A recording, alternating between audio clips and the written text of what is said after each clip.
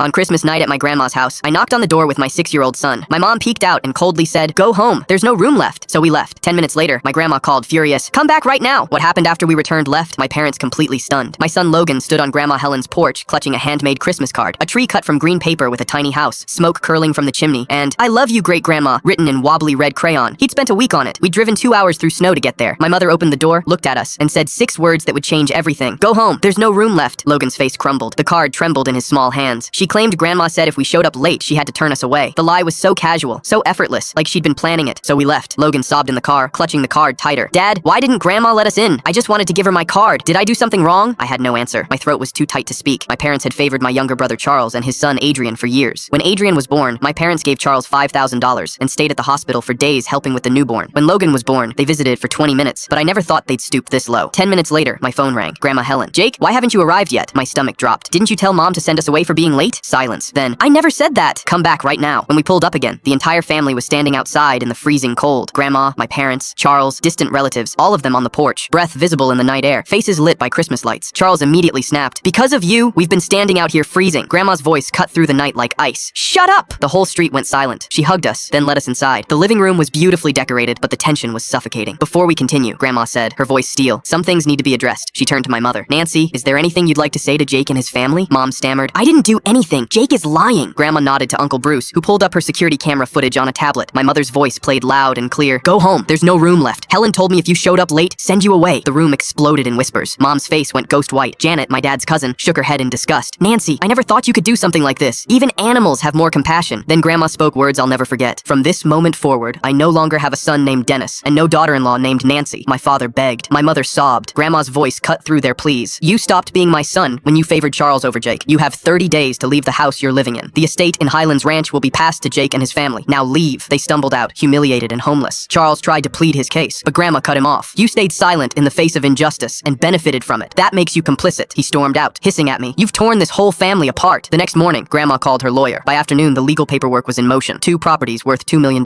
transferred to me. My parents tried one last desperate move. They showed up at my house days later, screaming threats. I called the police, filed a restraining order, and had them legally banned from contact for 3 years. 30 days later, they moved out. I renovated both properties and now earn between $8,000 to $10,000 a month in rental income, all saved for Logan's future. A year has passed. My parents live in a tiny apartment 3 states away, surviving on Social Security. Charles moved across the country and hasn't spoken to me since. Meanwhile, my wife Paisley is 8 months pregnant. Logan runs to Grandma Helen every weekend with new drawings and stories, and she's framed his Christmas card on her living room wall where every visitor can see it. Last night, Logan asked the baby in Paisley's belly, "Hey baby, when you're born, I'll teach you how to make cards for great grandma. She keeps mine on her wall forever. I don't feel guilty. I feel free."